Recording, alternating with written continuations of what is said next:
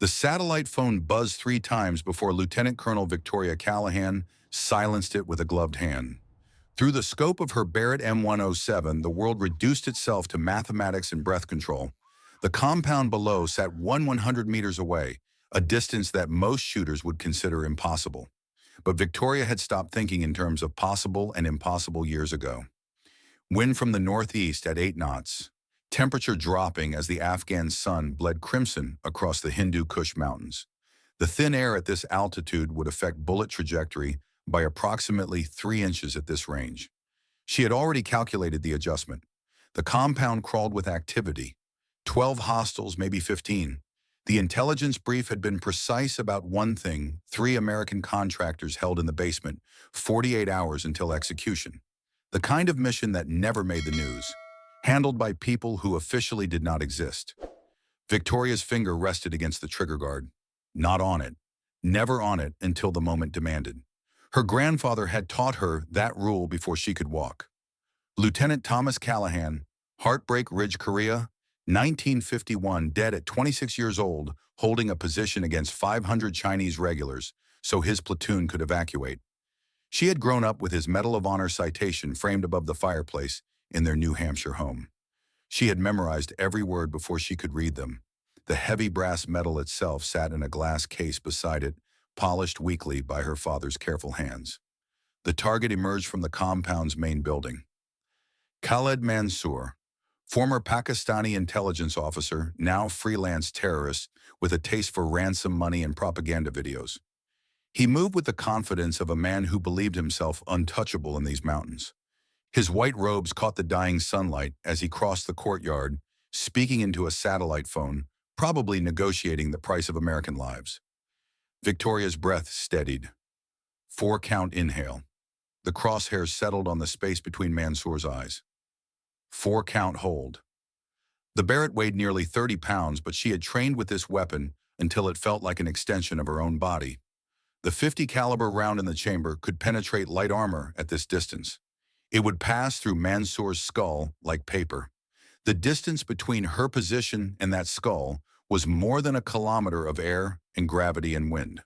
But it was also the distance between justice and chaos, between 3 families getting their people back and 3 more flag-draped coffins arriving at Dover Air Force Base. 4-count exhale. The Barrett's recoil slammed into her shoulder like a familiar friend. The 50 caliber round covered 100 meters in under 2 seconds, a supersonic messenger of American resolve crossing the Afghan twilight. Through the scope, Victoria watched Mansour's head snap backward, watched his body crumple to the dusty ground. The satellite phone fell from his lifeless fingers, still connected to whoever had been negotiating on the other end. Clean, surgical, necessary. Target eliminated, she whispered into her radio. Hostiles reacting. Extraction team, you are clear to proceed. Below, her team moved like smoke through the compound. 8 minutes later, 3 Americans stumbled into the helicopter dust-off zone, blinking at a freedom they had stopped believing in. One of them, a man in his 50s with a gray beard matted with blood, looked up toward Victoria's position on the ridge. He could not see her. No one could see her. But somehow he knew. He raised one hand in a gesture that might have been gratitude, might have been prayer. Victoria broke down the Barrett with practiced efficiency, securing each component in its padded case. Another mission complete. Another night she would lie awake remembering that moment between breath and bullet. The fraction of a second when a human life hung in the balance of her trigger finger. She never got used to it, did not want to. The day killing became easy would be the day she turned in her commission and walked away from everything she had built. The helicopter ride back to Bagram carried her through darkness and silence. The 3 contractors sat wrapped in thermal blankets, too grateful and too traumatized for conversation. One of them, the youngest, could not stop shaking. Victoria recognized the tremors, the body processing trauma that the mind had not yet accepted. She closed her eyes and let the rotor noise wash over her like white noise. In 72 hours, she would be back in Washington for debriefing.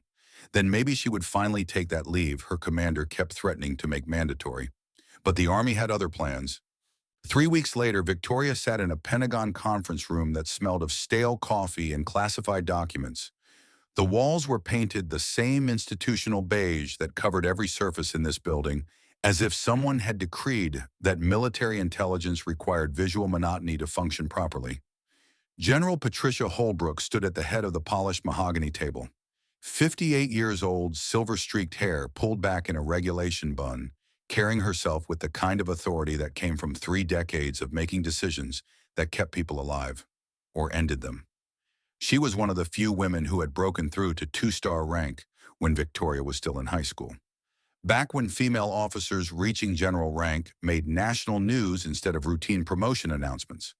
"Coffee is terrible as always," Holbrook said without preamble, "but you will want to be caffeinated for this briefing." Victoria accepted the ceramic mug anyway. Pentagon coffee had a reputation that survived multiple administrations and budget cycles. It tasted like it had been brewed during the first Gulf War and forgotten in the back of a supply closet ever since. Holbrook activated the room's main display screen with a small remote. A satellite image appeared. Desert terrain. A cluster of buildings arranged around a central parade ground. Standard military training facility layout. Chain link fencing. Guard towers at regular intervals. Camp Riverside, Holbrook said. Nevada, approximately 2 hours northeast of Las Vegas. Officially designated as a standard basic training facility for new Army recruits. She paused and Victoria recognized the weight in that pause. The space before bad news. Unofficially, it has become a cesspool. Victoria set down her coffee. The mug left a ring of moisture on the classified folder in front of her. She studied the satellite image with new attention, looking for details that would explain the tension in Holbrook's voice. 6 months ago, Holbrook continued, we started receiving reports, hazing, financial exploitation, recruit abuse that goes far beyond anything resembling legitimate military discipline. She clicked to the next slide. Statistics filled the screen in cold black numbers. Washout rates, injury reports, psychological discharge numbers, medical evacuations. 23% of recruits do not complete basic training at Camp Riverside. The national average is 8%. We are losing good soldiers before they ever get the chance to serve their country. Victoria did the math automatically. Nearly 1 in 4 recruits failing out of a single facility, 3 times the normal rate. That was not tough training. That was something else entirely. Internal investigations, 3 of them. Holbrook's voice carried the weight of frustrated authority. All came back clean. The command structure either does not know what is happening or they are experts at hiding it. Traditional inspections do not work. These people have learned how to perform for oversight. The next image showed a personnel file. The photograph depicted a man with sharp features and pale blue eyes that held all the warmth of a Nevada winter. His jaw was square, his haircut regulation, perfect, his uniform immaculate. Master Sergeant Garrett Vance, 38 years old, 15 years of service. His record showed steady progression through the ranks. Multiple training certifications, commendations for discipline and order. Letters of recommendation from superior officers praising his dedication to producing quality soldiers.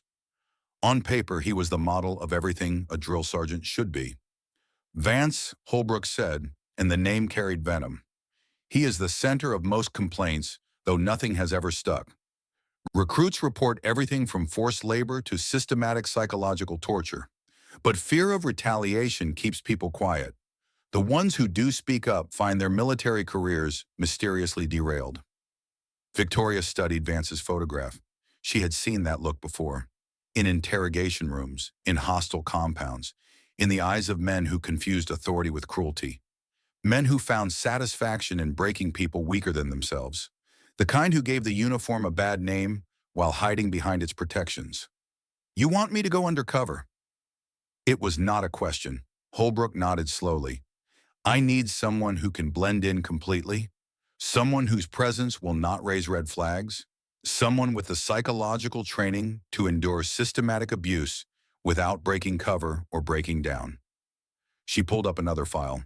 Investigation parameters, duration, objectives, evidence requirements, legal frameworks, extraction protocols. Victoria read through them with the analytical focus that had earned her distinction at every level of her career. West Point, Ranger School, intelligence training, language school, combat deployments. Each step had been a test, and she had passed everyone. 8 weeks maximum, she said. Long enough to document patterns, but short enough to prevent permanent psychological damage. That is the assessment. Holbrook's expression softened slightly, the general giving way to something more human. I will not pretend this will be easy, Victoria. What you will experience at Camp Riverside crosses lines that should not exist in any military organization. She stepped around the table closer to where Victoria sat. You will be targeted, harassed, possibly assaulted, and you will have to take it, document it, become the perfect victim while maintaining enough operational awareness to gather evidence that will hold up in court-martial proceedings. Victoria thought about her grandfather, about Heartbreak Ridge, about men who had endured worse than drill sergeant harassment and never complained, about the difference between suffering with purpose and suffering without. Who else knows about this? You, me, and one other person? Holbrook clicked to a new file. The photograph showed a man in his late 60s, weathered face like leather left too long in the sun, gray hair cut military short, deep-set eyes that held the kind of depth that came from seeing things most people only read about in history books. Command Sergeant Major Theodore Gallagher, Ted, retired, now works as a civilian equipment manager at Camp Riverside. He will be your embedded support. Victoria studied Gallagher's face. There was steel there, the kind tempered by decades of experience, the kind that did not bend, did not break, did not compromise. Korean War, Holbrook said. Incheon Landing, Chosin Reservoir, the whole nightmare. 40 years of total service before retirement. He requested this mission personally when he heard what was happening at Riverside. She smiled slightly, a rare expression that softened her severe features. His exact words were, "These new sergeants forgot what discipline means." Time someone reminded them. Victoria felt something stir in her chest. Recognition, respect, the same qualities she had admired in her grandfather's stories. When do I start? 4 weeks from today. That gives you time for preparation and psychological conditioning. You will spend the next month becoming someone else entirely. Holbrook closed the files with a click of her remote. The screen went dark. Victoria, I need you to understand something before you agree to this. She walked to the window looking out at the Pentagon's central courtyard, 5 floors below. Thousands of people move through this building every day, each one a small piece of the massive machine that defended the nation. Most would never know this mission existed. What happened to my friend's daughter at Riverside? Holbrook's voice dropped. Rachel was 22 years old, top of her class, wanted to serve since she was a kid watching her mother deploy. She had everything. The general's hands tightened on the windowsill. Now she cannot sleep without medication, jumps at loud noises, cannot hold a job or maintain relationships. The system broke her, Victoria. Systematically, deliberately, and the man who did it is still wearing the uniform. She turned back to face Victoria. I want to break that system right back.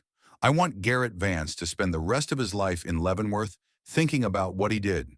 And I want every drill sergeant in this army to know that there are consequences for crossing the line. The personal stake explained the intensity behind Holbrook's eyes. This was not just policy for her. It was a vendetta wrapped in legitimate orders. Justice masquerading as institutional reform. Victoria understood. She had her own vendettas, her own ghosts. I will need a solid cover identity, she said.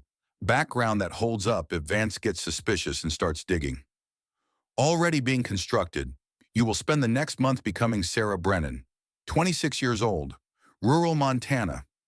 Father died in a farming accident when she was 12. Mother remarried to a man who drank too much and hit too often. Holbrook handed her a thick folder stamped classified in red letters. High school graduate, some college but never finished. Worked a series of dead-end jobs before deciding the Army was her last chance at a real future. The kind of recruit who draws predators like Vance. Victoria opened the folder. Photographs, documents, school records, employment history, medical files, an entire life fabricated with meticulous attention to detail. We have specialists who will teach you how to fail convincingly, how to suppress your training, how to look helpless while staying operationally aware. Victoria stood the folder tucked under her arm.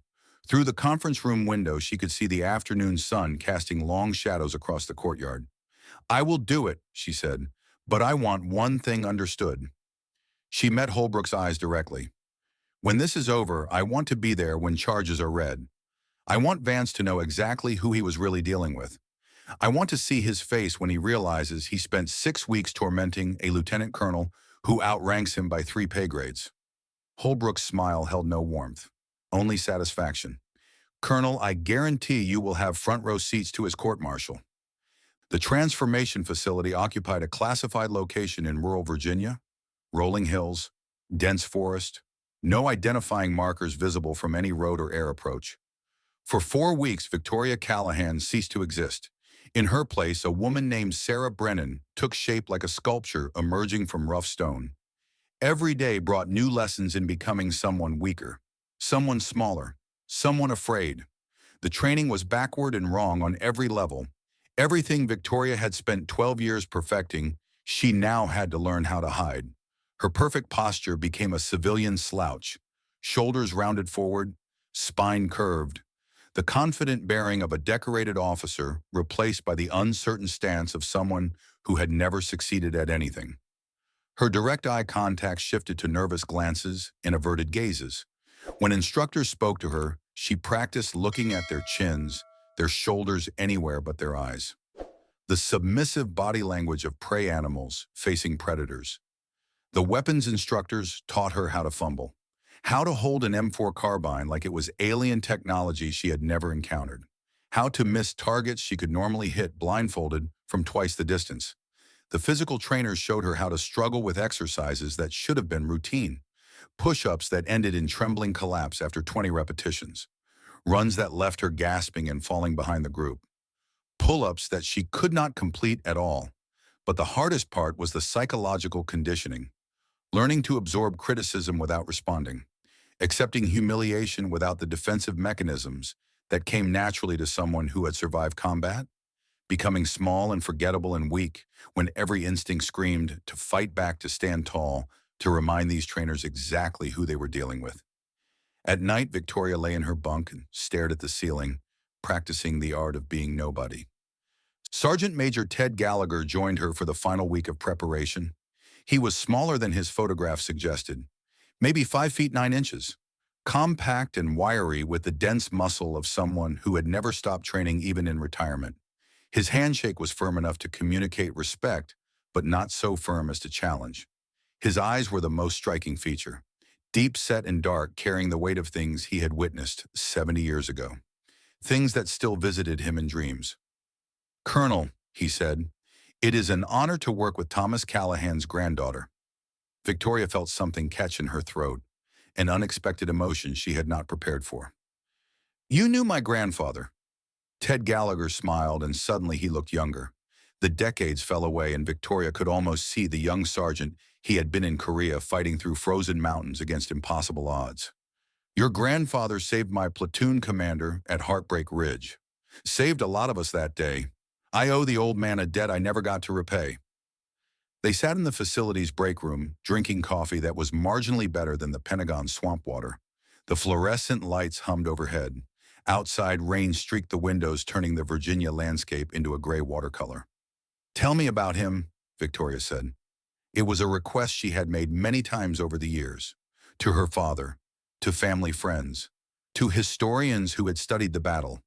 But she had never met someone who had actually stood beside Thomas Callahan in combat, never spoken to anyone who had watched him die.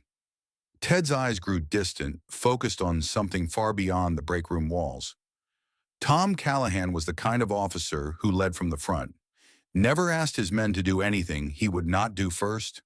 When the Chinese hit our position, he could have pulled back with the rest of us. The order had already come down: fall back, regroup, live to fight another day. He paused, his weathered hands wrapped around his coffee mug. Instead, he grabbed a bar that is a Browning automatic rifle for the younger generation, and he told us to go. Said he would hold the ridgeline until we got the wounded to safety. Victoria had heard this part before. It was in the Medal of Honor citation, in the official history, in the stories her father had told her as a child. But Ted's version was different, personal, real. 40 minutes, Ted said softly. 40 minutes he held that ridge alone. 500 Chinese regulars trying to take it, and one American lieutenant saying no. We could hear the bar firing all the way down the valley.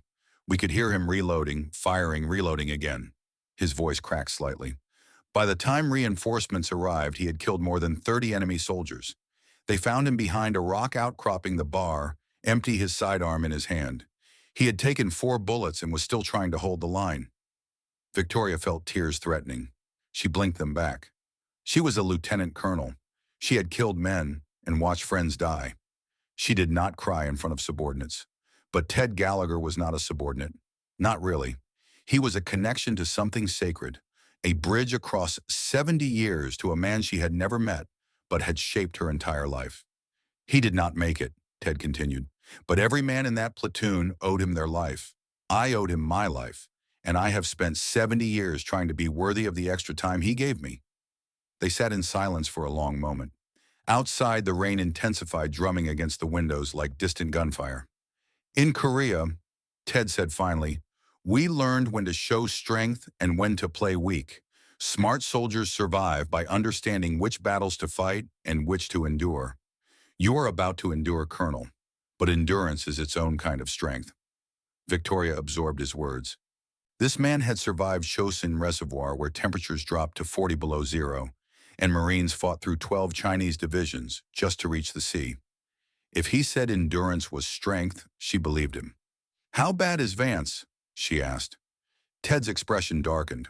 The warmth from his stories about Thomas Callahan evaporated, replaced by something cold and hard.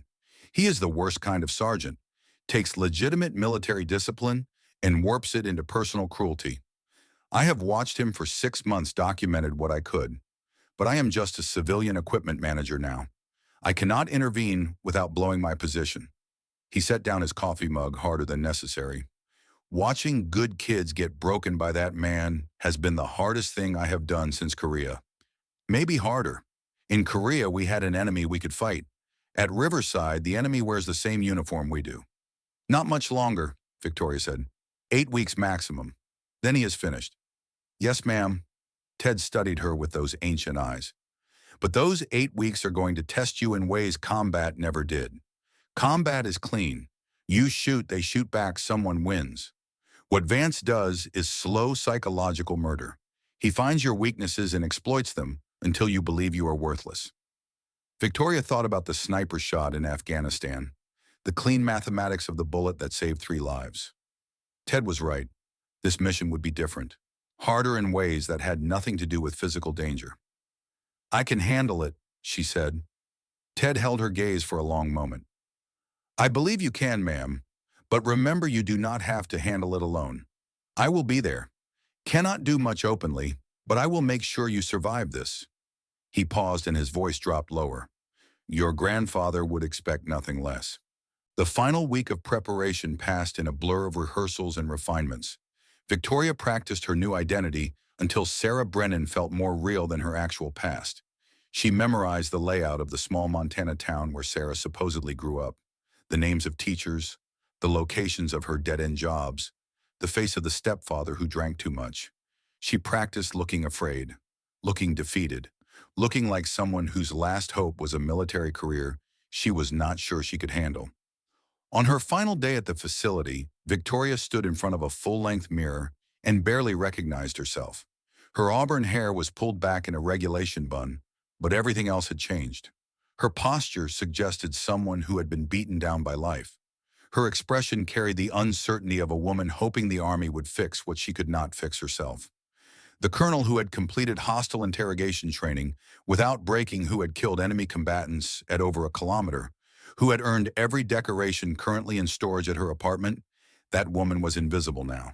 In her place stood Sarah Brennan, 26 years old, afraid, desperate, exactly the kind of target that predators like Garrett Vance could smell from 100 yards. The transformation was complete. Camp Riverside materialized out of the Nevada desert like a mirage built from concrete and chain-link fencing. Victoria pressed her face against the bus window, watching the facility grow larger as they approached.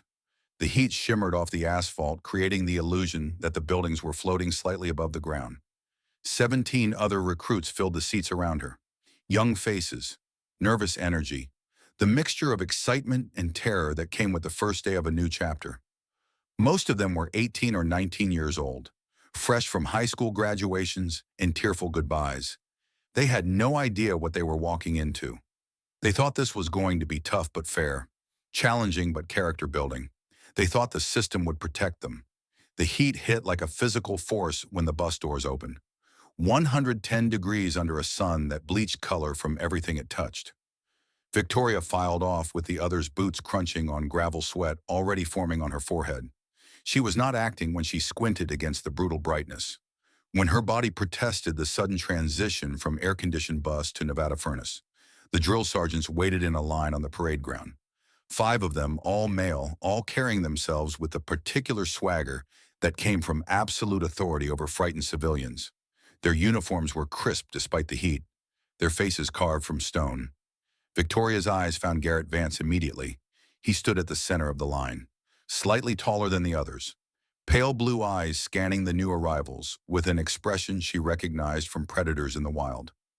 The calculating assessment of a hunter examining potential prey. His uniform was immaculate, his posture parade ground perfect, his jaw set in a way that communicated total control. To an untrained eye, he looked like the model of military discipline. Victoria saw the monster underneath, the cruelty hiding behind regulation, the satisfaction he took from fear and pain. "Listen up!" Vance's voice cracked across the formation like a whip made of sound.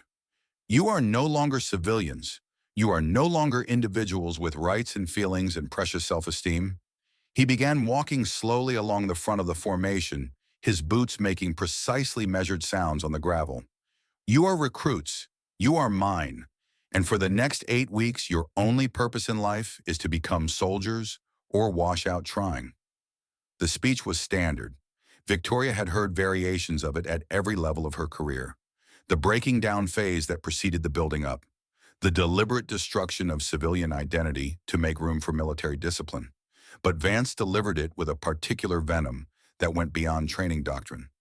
Each word was designed to intimidate rather than inspire, to terrify rather than motivate. His pale eyes moved across the formation, pausing on certain recruits, lingering, evaluating, selecting. When his gaze reached Victoria, she forced herself to look down, to show weakness, to become the target she needed to be. She saw him smile, a small expression that did not reach his eyes. "You," he called out. "Tall one, 3rd row. What is your name?" Victoria's heart rate increased slightly. This was it, the beginning. "Brennan Sargent, Sarah Brennan." "Brennan!" He drew out the syllables, tasting them like something unpleasant. "You look a little old for basic training, Brennan. How old are you?" 26, Sergeant." 26. He walked closer, and the recruits between them parted like water before a shark. "Most of these kids are 18, 19, fresh from high school. But you are 26 years old and just now deciding to serve your country." He stopped directly in front of her, close enough that she could smell his aftershave. Something expensive. Something that cost more than an enlisted man should be able to afford. "What took you so long, Brennan? What were you doing while your generation was fighting in Afghanistan?" Victoria kept her eyes down. "No excuse, Sergeant." "Damn right, no excuse." He circled her slowly, and she felt the attention of every other recruit in the formation. Felt their relief that they were not the ones being singled out. Felt their fear that they might be next. "You know what I think, Brennan? I think you are here because you failed at everything else. I think the Army is your last resort, your Hail Mary pass." He leaned closer, his voice dropping to something almost intimate.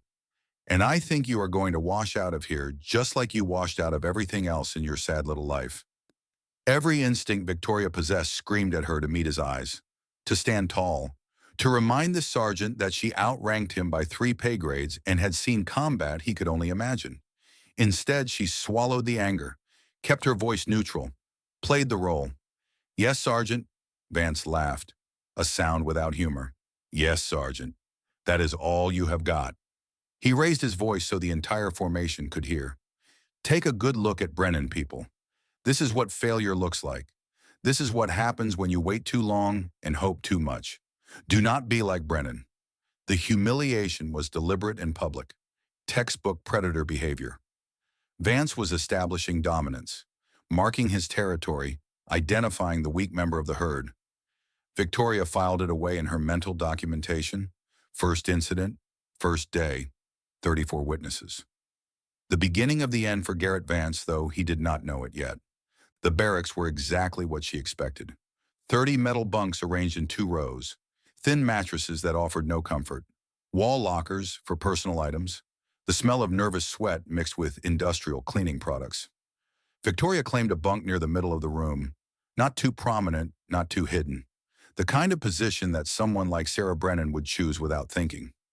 The recruit in the next bunk was young, 19, maybe 20, blonde hair pulled back in a ponytail that would soon be converted to regulation style. Open face that suggested she had grown up somewhere small and safe, somewhere that had not prepared her for places like Camp Riverside. Her name tag read, Whitmore. "Hi," the girl said, extending her hand with a smile that seemed out of place in these surroundings. "I'm Ainsley Whitmore, Ohio." Victoria forced a smile of her own. "Sarah Brennan, Montana." Montana. Ainsley's eyes lit up with genuine enthusiasm. "That must be beautiful. I have never been out west before. Is it true you can go for hours without seeing another person?" Victoria thought about the fabricated town where Sarah Brennan had supposedly grown up, the endless wheat fields, the isolation that bred either independence or desperation. "Sometimes," she said, "depends on where you are." Ainsley sat on her bunk, her nervous energy evident in the way she could not keep still. "Are you nervous? I am so nervous. My dad is a veteran, so I kind of know what to expect, but still, it is different when it is actually happening to you." Victoria studied the younger woman, the earnest expression, the complete lack of guile. This girl still believed in basic fairness, still thought the world operated according to rules that protected the innocent. Camp Riverside would teach her otherwise, and the lesson would hurt. "Yeah," Victoria said, "nervous." That night after lights out, Victoria lay on her thin mattress and stared at the ceiling.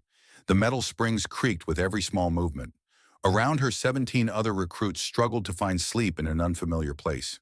She thought about Ted Gallagher, about his stories of her grandfather, about 40 minutes on a ridgeline in Korea holding off an army. She thought about Lindsay Hartwell, the recruit who had filed a complaint against Vance 3 months ago, the one who had disappeared the next day, whose family had not heard from her since.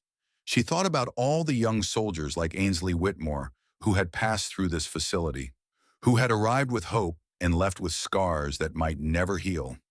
56 days, 8 weeks. That was how long she had to endure, to document, to build a case so solid that Garrett Vance would spend the rest of his life in Leavenworth. Her grandfather had held a ridgeline for 40 minutes against 500 enemy soldiers. She could handle one corrupt sergeant for 56 days. Victoria closed her eyes and began the countdown. 56 days until Vance learned what happened when you targeted the wrong person. 56 days until justice arrived wearing stars instead of stripes. 56 days until the reckoning. Day 3 began with an inspection that would set the tone for everything that followed. The barracks stood in perfect formation at 5:30, each recruit positioned at attention beside their bunk. Wall lockers open for examination. Boots aligned precisely at the foot of each bed. Every item arranged according to the manual Victoria had memorized during her first week at West Point 15 years ago. Her area was immaculate. She had spent 40 minutes the previous night ensuring every item met regulation standards. The muscle memory of 12 years of military service made the task almost meditative. Fold the shirts exactly 6 inches wide, stack them with military precision, align the boots at 45-degree angles.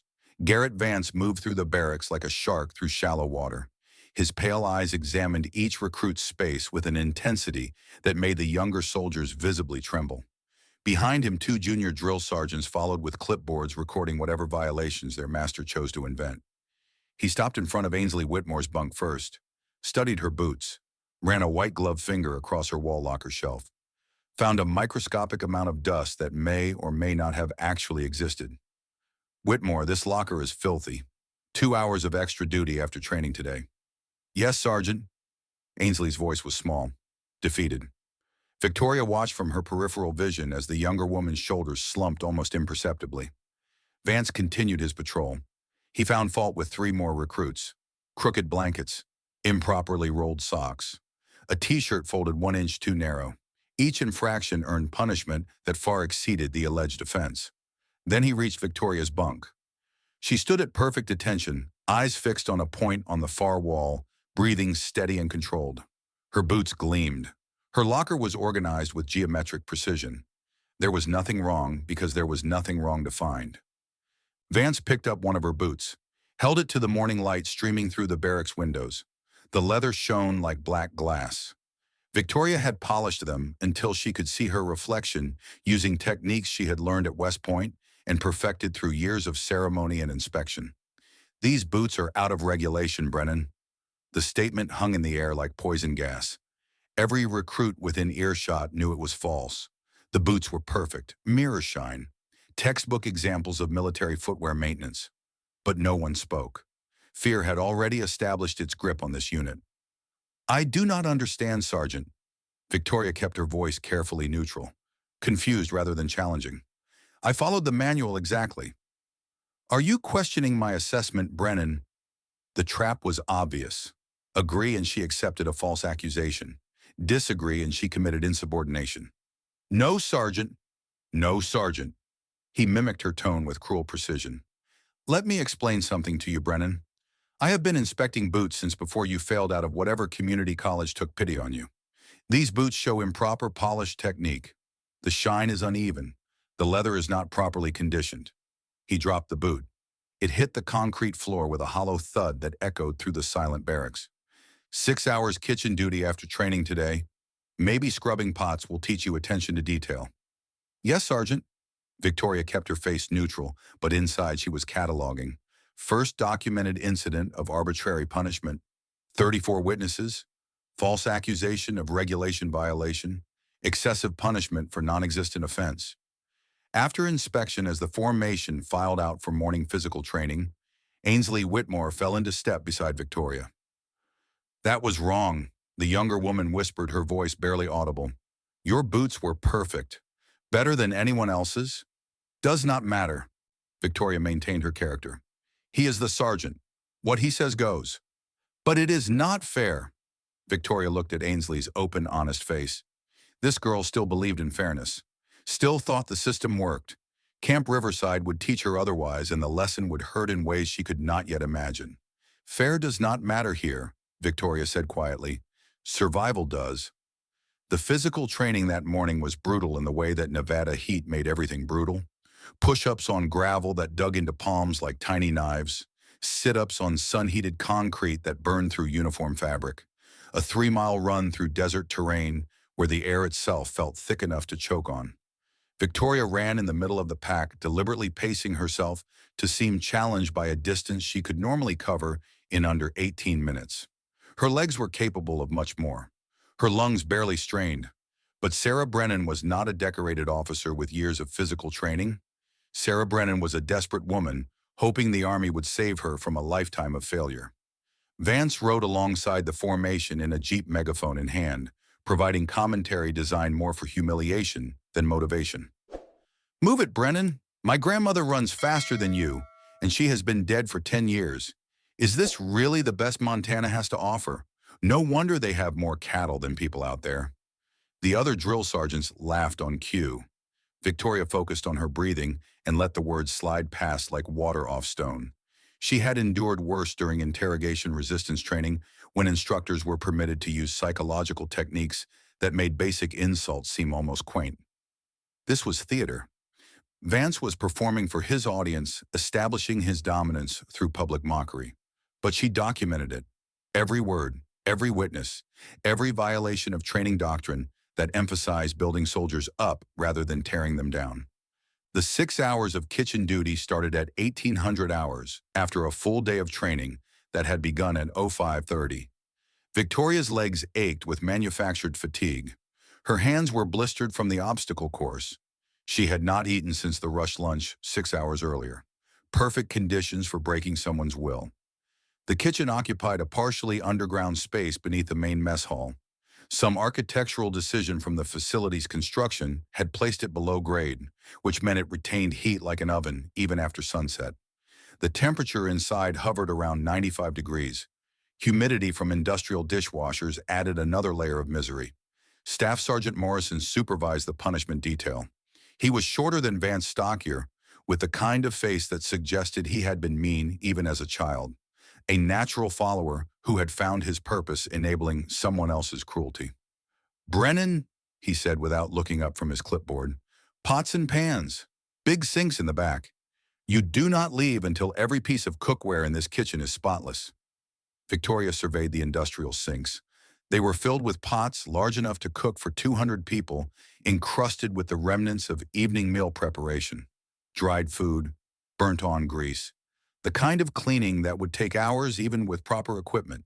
She was given a scrub brush and a bar of industrial soap. 6 hours later at midnight, her hands were raw and bleeding. The skin had split across her knuckles from repeated immersion in scalding water and harsh chemicals. Every muscle in her arms and back screamed from the repetitive scrubbing motion. But the pots were clean, stacked and ready for morning meal preparation. Professional-level results that could not be criticized. Morrison inspected her work with obvious disappointment. He had been hoping for failure, for an excuse to extend the punishment or add additional duties. Instead, he found spotless metal that reflected the fluorescent lights. "Get out," he said finally. "Be back for morning formation at 05:30. Victoria checked her watch. 4.5 hours until formation. Barely enough time to shower and grab 3 hours of sleep before starting the cycle again. She walked back to the barracks through desert darkness, alone, exhausted, and quietly satisfied. This was evidence, documented abuse that exceeded any legitimate training purpose. Vance was building her case for her one arbitrary punishment at a time. Day 8 brought the obstacle course incident. The course itself was standard military layout. Wall climb, rope traverse, low crawl through mud, tire run, balance beam over a water pit. In normal conditions with proper rest and nutrition, it was challenging but achievable for anyone in decent physical condition. Vance made it something else entirely. The formation ran the course at 1400 hours, peak heat. After a morning of equipment maintenance that had kept them working in direct sun without adequate water breaks. Temperature gauges showed 112 degrees, the kind of heat that could kill if pushed too far. Victoria ran the course with the main group. Her body performed movements she had trained for years while her mind fought to make them look difficult. Over the wall in 4 seconds when she could have done it in 2. Across the rope traverse in 12 seconds when she knew she could manage 8. Every movement calibrated to seem like maximum effort from someone at their physical limits. She finished in the middle of the pack, exhausted but successful. For most recruits, that would have been enough. For Vance's chosen target, it was just beginning. "Brennan," he called as she crossed the finish line, chest heaving, sweat soaking through her uniform. "That was pathetic. Your technique is completely wrong. You are going to run it again." Victoria forced herself to look surprised. "Sergeant, I completed the course within the time limit. Did I ask for your opinion, Brennan?" His pale eyes glittered with something that looked like anticipation. "You will run it until I am satisfied with your performance. And trust me, I am very hard to satisfy." She ran it again, and again. By the 4th repetition, the other recruits had finished and were resting in whatever shade they could find. They watched with expressions that ranged from sympathy to relief that they were not the ones being singled out. By the 5th run, Victoria's manufactured struggle became partially real. Dehydration and exhaustion were catching up even to her conditioned body. Her vision grayed at the edges. Her hands shook when she gripped the rope. Ainsley appeared at the edge of the course with a canteen. "Sergeant Vance, can she at least have water between runs? This heat is dangerous. The regulations say, Foster." Vance's voice cut through the afternoon heat like a blade. "Are you volunteering to run with Brennan? Because I can arrange that." Ainsley hesitated, torn between compassion and self-preservation. Victoria caught her eye and shook her head fractionally, a tiny movement that communicated everything. "Do not make yourself a target, too." "I will be fine," Victoria said, her voice ragged.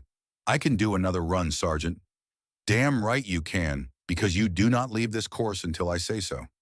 She ran it 5 times total. By the end, her vision was narrowing to a tunnel. Her muscles had stopped responding properly.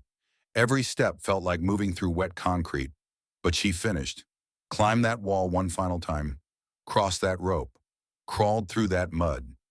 Because quitting meant mission failure, and Victoria Callahan did not fail missions. Vance watched the last run with obvious disappointment.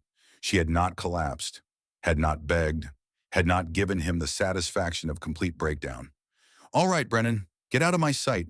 Maybe tomorrow you will remember how to move like a soldier instead of a crippled animal. Victoria stumbled toward the barracks, her legs barely supporting her weight.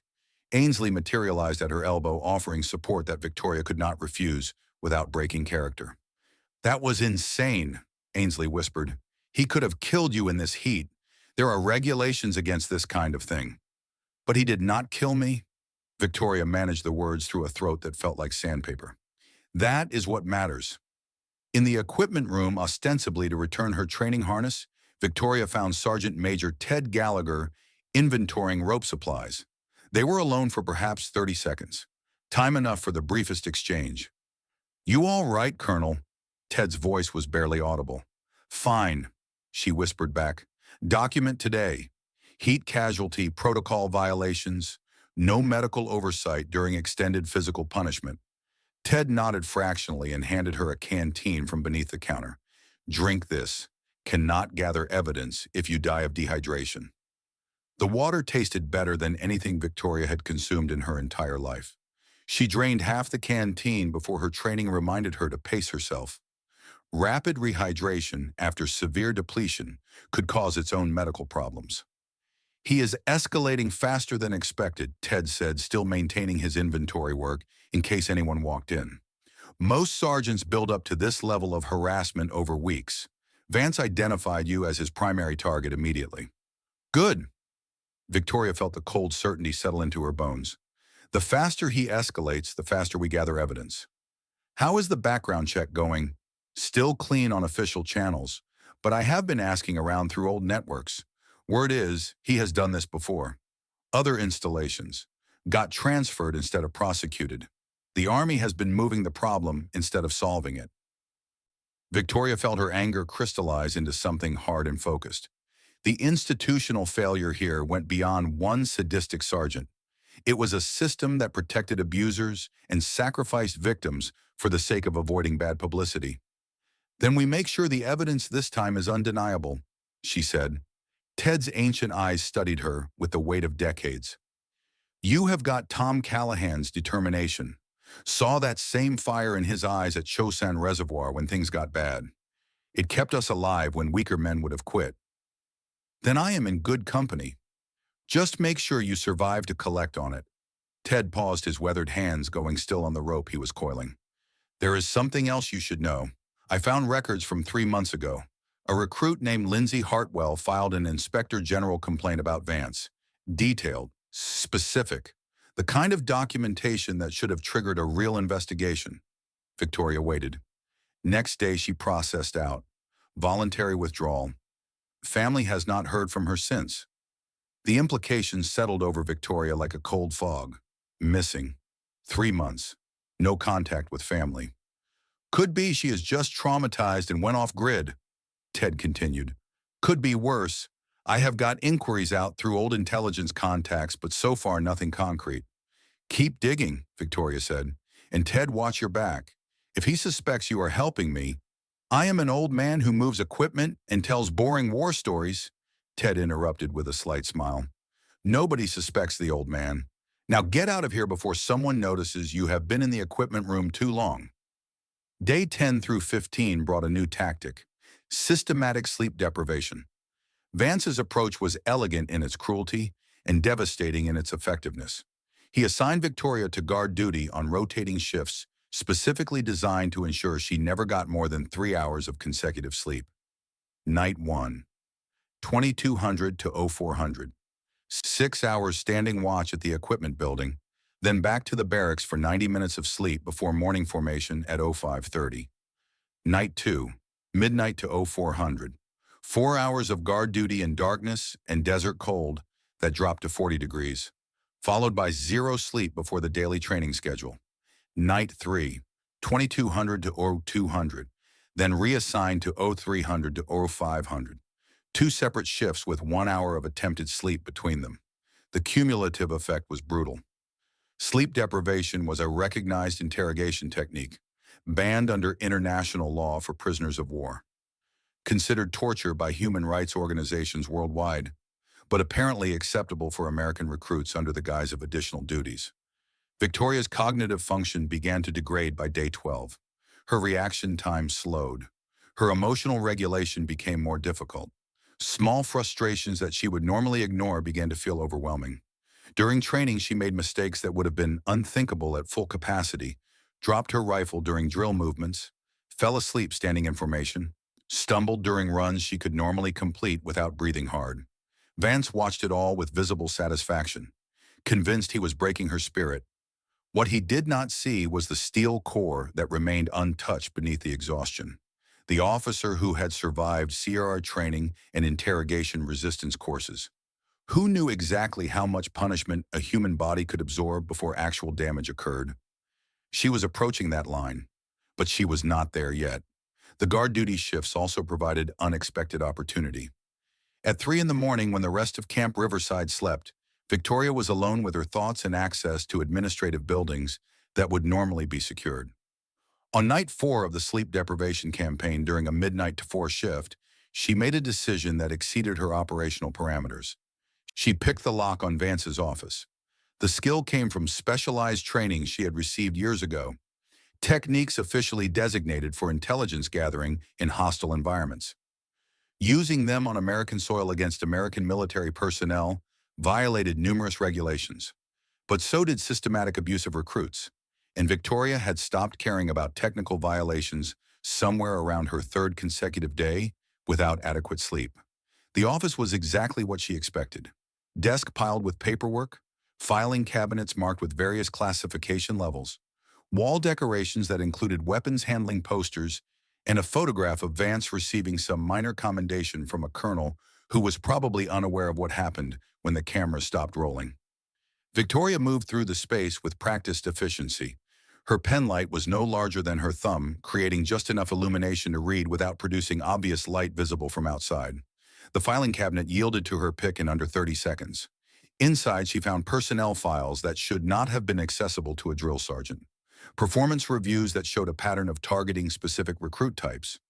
Young, isolated, without family connections or influential friends. Easy prey. But it was the financial records that made her breath catch.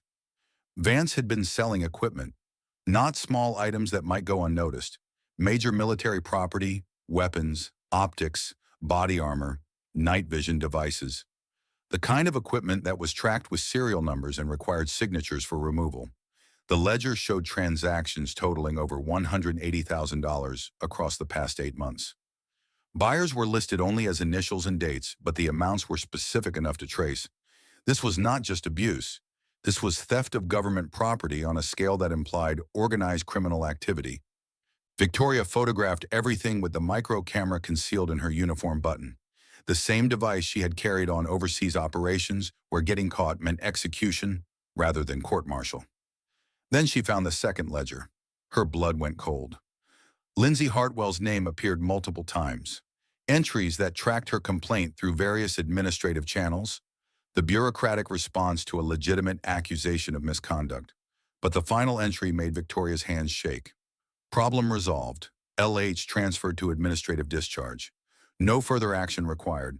The date was 3 months ago. The notation that followed was in Vance's handwriting. Troublemakers get what they deserve. Victoria photographed the page. Her mind was already racing through implications. This was not proof of violence, but it was evidence of Vance actively suppressing legitimate complaints. Combined with the family's claim that they had not heard from Lindsay since her discharge, it painted a picture of systematic intimidation, at minimum, possibly worse. She was replacing the ledger when she heard footsteps outside. Every instinct Victoria possessed screamed danger. She killed the pen light and froze listening with the intensity that came from operations where discovery meant death. The footsteps passed without slowing, a patrol making rounds, unaware of the intrusion happening 15 feet from their path. Victoria waited 3 full minutes before moving. When she finally slipped out of the office, relocking the door behind her, her hands were steady, but her heart hammered against her ribs with the force of near discovery. That had been too close. If she had been caught, the entire mission would have collapsed. Months of planning wasted. Vance would have walked away, clean free to continue his predation on future recruits. She returned to her guard post and forced herself to appear bored and half asleep. Just another exhausted recruit trying to stay awake through an endless shift. But her mind was fully alert, analyzing what she had discovered. Vance was not just a sadistic sergeant. He was running a criminal enterprise inside Camp Riverside, using his authority to steal and his power to silence anyone who threatened to expose him. The abuse of recruits was secondary, almost incidental to the larger corruption. This changed everything. Day 18 brought the weapons qualification exercise, standard M4 carbine firing from multiple positions at various distances. Most recruits were nervous, their accuracy suffering from anxiety and unfamiliarity with live ammunition. Victoria deliberately missed targets she could have hit with her eyes closed, placing rounds just wide or just low, close enough to seem like genuine effort, but far enough to suggest poor fundamentals. She was lining up her third target when disaster struck. The recruit to her left was a nervous kid named Thompson, 19 years old, hands that had been shaking all morning. Victoria had noticed him struggling during weapons handling drills, his coordination disrupted by fear. Thompson's rifle discharged accidentally. The muzzle swept across the firing line, directly toward where Ainsley Whitmore stood as a safety observer. Victoria moved without thinking. Her body responded with 12 years of combat training, muscle memory that bypassed conscious thought entirely. She was out of her firing position in less than a second, her hand intercepting Thompson's rifle barrel and forcing it skyward. The shot went harmlessly into the air instead of into Ainsley's chest. The entire range went silent. 40 people had just watched Sarah Brennan, the struggling recruit who could barely complete an obstacle course, execute a perfect close-quarters combat disarm with speed and precision that suggested extensive tactical training. Vance's eyes narrowed. He walked over, slowly studying Victoria with new intensity, the calculating expression of a predator who had just noticed something unexpected about his prey. "Where did you learn that Brennan?" Victoria's mind raced through possible explanations. Her cover identity had a brother who served in the Rangers, a convenient fiction that could explain some level of martial training. "My brother's sergeant. He was with the 75th Rangers. Taught me some defensive moves before I enlisted." "Your brother," Vance repeated the words slowly. "The Ranger." "Yes, Sergeant. That was not some defensive move, Brennan. That was level 3 close-quarters combat. The kind of training that takes months to learn and years to execute that smoothly." He stepped closer, close enough that Victoria could see the suspicion crystallizing in his pale eyes. "So I am going to ask you again. Where did you really learn that?" Victoria kept her voice steady, defensive rather than challenging, the tone of someone protecting a family connection rather than hiding a secret identity. "My brother drilled me on it for weeks before I shipped out. Said it might save my life someday." She paused, letting emotion creep into her voice. "Guess he was right." Vance studied her face for a long moment, looking for tells, for cracks in the story, for anything that would confirm the suspicion Victoria could see building behind his eyes. "We are going to have a talk later, Brennan," he said finally, "about your background, about your brother, about whether you have been entirely truthful in your enlistment paperwork." He walked away, but Victoria knew she had made a critical error. She had broken character in a way that could not be entirely explained away. Vance was suspicious now, and suspicious sergeants asked questions, made phone calls, checked backgrounds. Her cover was beginning to crack. That evening, Ted Gallagher found her in the equipment room during a routine supply exchange. "He is investigating you," Ted said without preamble. "Called Montana this afternoon, called the hometown listed on your paperwork. Nobody has heard of Sarah Brennan or her mythical Ranger brother. How much time do I have?" 72 hours, maybe less." Ted's weathered hands sorted equipment with automatic precision, maintaining the appearance of normal work. "You should signal for extraction, Colonel. Get out before he figures out who you really are." Victoria shook her head. "Not yet. I found evidence of major theft. Possible witness intimidation. A pattern that goes beyond just abuse. If I extract now, we lose the chance to build a comprehensive case. If you do not extract, he might do worse than harass you. Ted's voice was urgent. I have been around long enough to recognize when a predator feels cornered.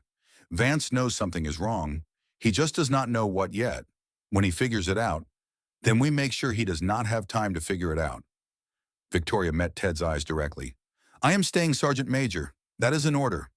Ted's expression shifted through several emotions. Frustration, respect, concern, resignation. Finally, he nodded. Yes, ma'am. But for what it is worth, this is exactly the kind of stubborn that got your grandfather killed. It also saved an entire platoon from being overrun, Victoria said. Sometimes stubborn is what the mission requires. Day 22 marked the lowest point. Victoria sat alone in the barracks bathroom at Ward 200, the only time she could find genuine privacy. The fluorescent lights hummed overhead, casting harsh shadows across her reflection in the metal mirror. She barely recognized herself. Dark circles under her eyes from accumulated sleep deprivation. Cheekbones more prominent from weight loss. 8 pounds gone in 3 weeks. Her hands trembled slightly from exhaustion and malnutrition. The woman in the mirror looked broken. Maybe she was. Victoria pressed her palms against the cold metal sink and forced herself to breathe. 4-count inhale, 4-count hold, 4-count exhale. The same technique she used before taking a shot at 1,100 meters. The voice in her head was insidious, reasonable, seductive. You have enough evidence. The theft alone is enough to put him away. The financial records will hold up in court. You do not need to endure any more of this. She could signal for extraction tonight. Be on a helicopter by dawn, back in Washington by evening. Hot shower, real food, sleep that lasted more than 3 hours. The mission would be considered a success. Vance would go to prison. The system would be reformed. Why stay? Victoria closed her eyes and saw her grandfather. Not the portrait that hung in her family home, not the formal photograph in his Medal of Honor citation, but the man Ted Gallagher had described, a young lieutenant standing on a Korean ridgeline at dawn. 500 enemy soldiers advancing through the valley below. His platoon retreating behind him, carrying wounded men who would die if the Chinese caught them. Thomas Callahan could have retreated too. Should have retreated.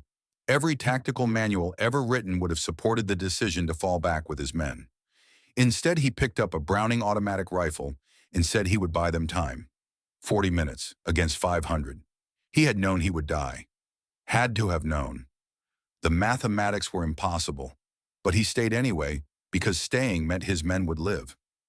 Victoria opened her eyes and looked at her reflection again. The broken woman was still there, but something else was visible now, something harder, older, inherited from a grandfather she had never met. Some battles you do not fight because you expect to win. You fight them because fighting is right, because the alternative is letting evil triumph unchallenged. Thomas Callahan had stayed on that ridge for his platoon. Victoria would stay at Camp Riverside for every recruit who would come after her. For Ainsley Whitmore and her innocent faith and fairness. For Lindsay Hartwell and whatever had happened to her. For all the young soldiers who deserved better than a system that protected predators. Some battles do not need guns, she whispered to her reflection. Just endurance. She straightened her spine, squared her shoulders, let the mask of Sarah Brennan settle back into place. 34 days remaining. She could endure. The next morning, Ted found her during equipment distribution. Lindsay Hartwell is alive. The words hit Victoria like an electric shock. She kept her face neutral, her hands busy with the gear she was signing for, but her heart rate spiked. Where? Tucson, Arizona, staying with a cousin under a different name. My contacts tracked her down through some old intelligence networks. Ted handed her a clipboard to sign using the exchange to pass information without arousing suspicion. She is terrified, will not talk to anyone official. But she is alive. That is something. Victoria felt relief flood through her. Not violence then, just intimidation. Systematic abuse of power that had driven a young woman to abandon her family rather than face more harassment. Still criminal, still prosecutable. But Lindsay Hartwell would get to rebuild her life instead of being another casualty. Thank you, Victoria said quietly. Do not thank me yet. Ted's voice dropped even lower. Vance is getting nervous, making phone calls I cannot trace, moving money. He knows something is wrong, even if he does not know exactly what. Men like that, when they get cornered, he did not finish the sentence. He did not need to. That evening, Ainsley found Victoria behind the barracks, staring at the desert sunset. I know you are not who you say you are. Victoria turned to look at the younger woman. Ainsley's face held no accusation, only curiosity, and something that looked like trust. What makes you think that? Everything. Ainsley sat down on an empty supply crate, her movements casual but her eyes sharp.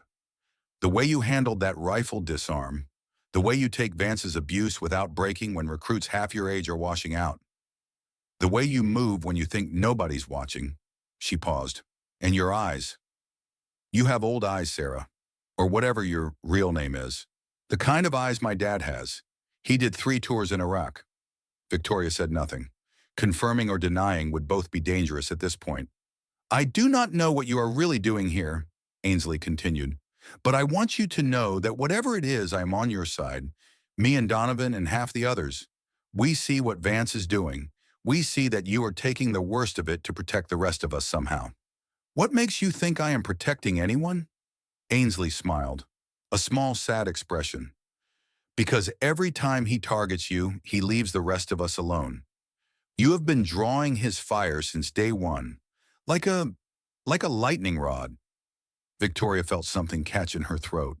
These kids had no idea they were witnessing an undercover operation, but they had recognized injustice and chosen solidarity over self-preservation. It was everything the Army should produce, and so rarely did. Just stay safe, Victoria said finally. Do not make yourself a target by helping me too, obviously.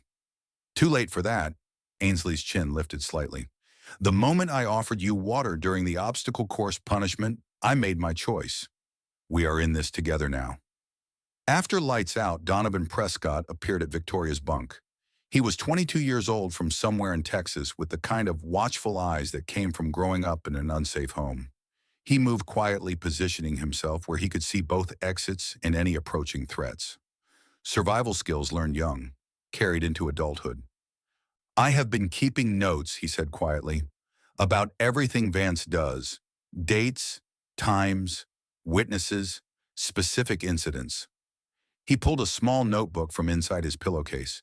The pages were filled with cramped handwriting, detailed entries that documented every abuse Victoria had also been cataloging. Started it after I watched him make Private Hayes clean the same rifle 7 times for violations that did not exist. Figured someone should document this stuff. Victoria felt a surge of respect for this young man. He had independently arrived at the same conclusion she had been trained to reach. That is smart, she said carefully, but dangerous. If Vance finds out you are keeping records, he will not. Donovan's voice carried certainty. I know how to hide things. Grew up with a father who drank and got mean. Learned early how to document abuse without getting caught. The casual reference to childhood trauma explained the watchfulness in his eyes, the constant positioning near exits. He had learned survival skills long before joining the Army. Just be careful, Victoria repeated. Both of you. Do not give him ammunition. Follow every rule, exceed every standard. Make yourselves impossible to criticize. And you, Victoria met his eyes. I am exactly where I need to be. Day 34. Vance announced the news at morning formation, his voice carrying that particular edge Victoria had learned to recognize. The satisfaction of a predator preparing to strike. Tomorrow morning I will be having a private conversation with recruit Brennan about some inconsistencies in her background, about questions that need answers. He smiled. Until then, Brennan, I suggest you think very carefully about what you want to tell me. That night, Victoria found Ted during his evening equipment check. It is time, she said. 48 hours. Activate the protocol. Ted studied her face for a long moment, looking for doubt, for fear, for any sign that she was making this decision too hastily. He found only steel. Yes, ma'am. He paused. I will be here when it happens, Colonel. Whatever comes next. Victoria nodded. I know you will. She walked back to the barracks under a sky filled with more stars than she could count. Desert darkness. clean air, the kind of night that made the vastness of the universe feel personal. 34 days of abuse, 34 days of documentation, 34 days of endurance that would have broken most people. But Victoria Callahan was not most people. She was the granddaughter of a man who had held a ridgeline against impossible odds. She was an officer who had killed enemies at over a kilometer and saved lives with a single trigger pull. And she was about to show Garrett Vance what happened when predators targeted the wrong prey. 22 days remaining on her original mission timeline. But the timeline had just changed. The reckoning was coming, and it would be magnificent. Friday morning broke clear and hot across the Nevada desert. Victoria woke at 0500, her body responding to weeks of conditioned rhythm, even without an alarm.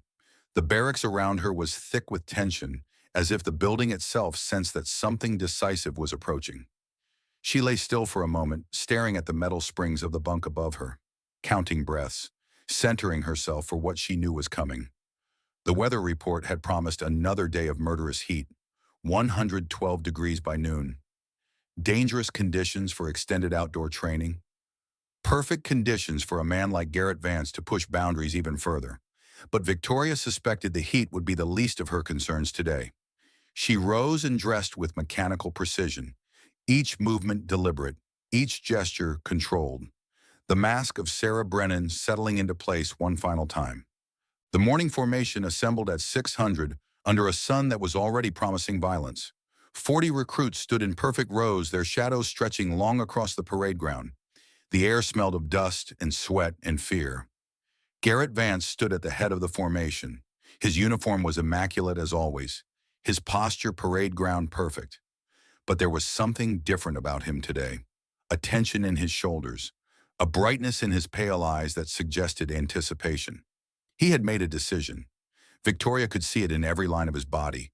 He was savoring the moment before execution. Formation attention. His voice cut through the morning heat with parade ground precision. 40 spines straightened, 40 pairs of eyes fixed forward.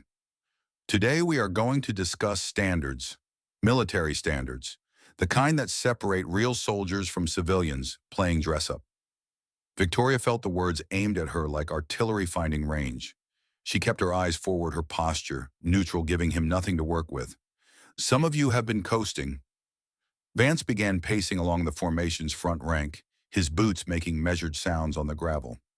Thinking you can slide by with minimum effort. Thinking the Army's going to lower its expectations to accommodate your weakness. He stopped directly in front of Victoria. The morning sun cast his shadow across her like a stain. Brennan, step forward. Victoria moved out of formation with the mechanical precision of someone who had done this drill too many times.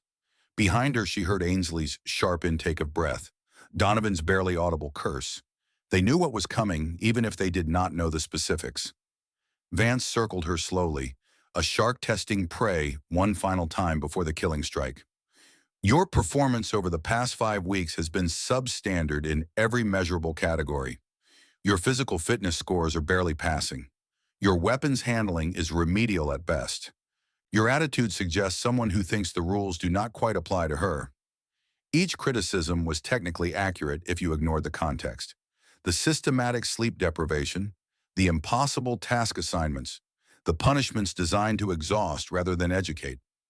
Victoria had deliberately maintained mediocre performance as part of her cover, but hearing it cataloged in front of 40 witnesses still burned. But what really concerns me, Brennan, is a question of integrity. Vance's voice dropped to something more dangerous, the tone of a man about to spring a trap he had been preparing for days. See, I have been doing some checking on your background, making some calls, asking some questions. Victoria's pulse quickened slightly, but she kept her breathing steady. This was the moment she had been anticipating since the weapons range incident. And you know what I found? He paused for effect, letting the silence stretch. Nothing. The word hung in the desert air like an accusation. Absolutely nothing. No record of Sarah Brennan in Montana. No record of your supposed family in the town you listed on your enlistment paperwork. No brother who served with the 75th Rangers.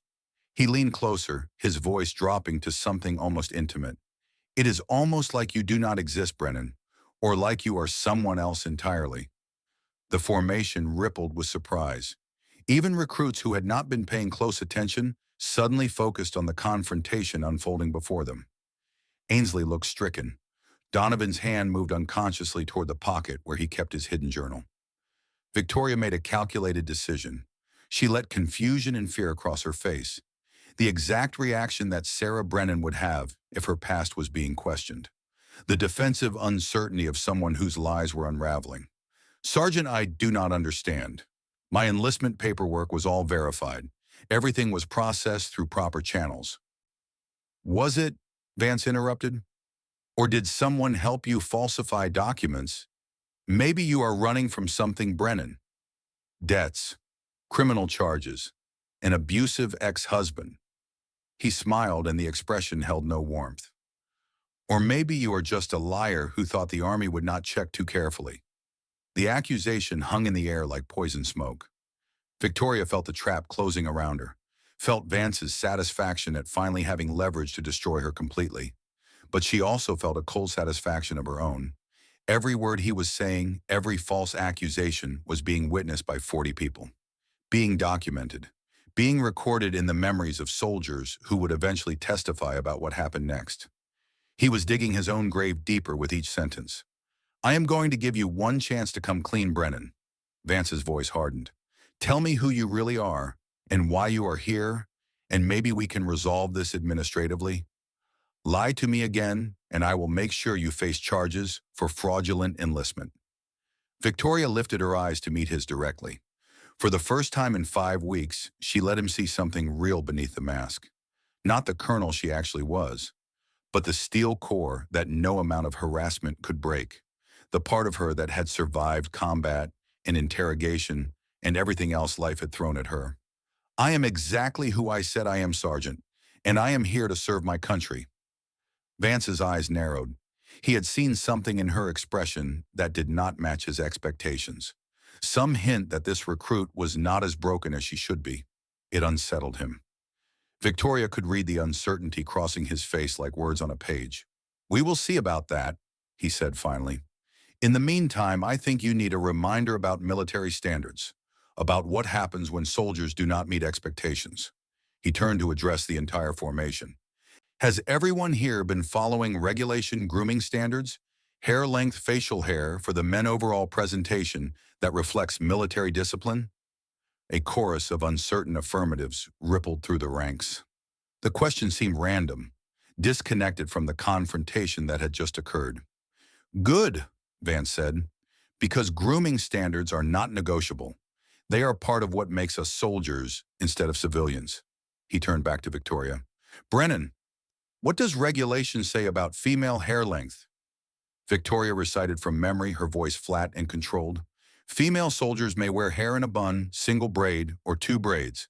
Hair may not extend below the bottom edge of the collar when worn loose. Bulk and length may not interfere with proper wear of military headgear. Correct, Vance nodded slowly. And your hair currently meets those standards. Yes, Sergeant. Victoria's auburn hair was pulled back in a regulation bun, neat and professional, exactly as it had been every single day since her arrival at Camp Riverside. Vance smiled, and Victoria felt ice form in her chest. She knew that smile. She had seen it before. In interrogation rooms and hostile compounds, the expression of someone who was about to cross a line they had been planning to cross all along. I disagree, Vance said softly. Your hair has been out of regulation since you arrived, and since you seem incapable of maintaining proper standards on your own, I am going to help you. He gestured to 2 recruits standing nearby. Barnes, Davis, hold her arms. The order hung in the morning air like a physical weight. Barnes and Davis exchanged glances. Their faces showed the internal conflict of men being ordered to do something they knew was wrong, but lacked the courage to refuse. Sergeant, Barnes began, his voice uncertain. Did I stutter, Private? Vance's voice cracked like a whip. Hold her arms, now. They moved forward with obvious reluctance. Victoria did not resist as they took position on either side of her, their hands gripping her arms with apologetic gentleness. She counted witnesses in her mind. 34 recruits in formation, 2 additional drill sergeants standing at the formation's edges, Vance himself, everyone who would eventually testify about what happened next.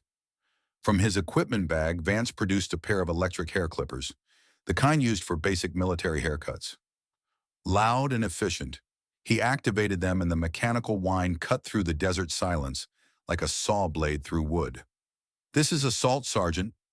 Victoria kept her voice quiet but clear, loud enough to be heard by nearby recruits.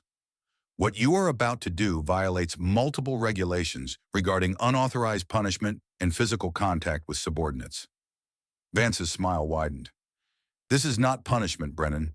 This is corrective action, helping you meet the standards you clearly cannot maintain yourself." He grabbed a handful of her auburn hair, pulled her head backward.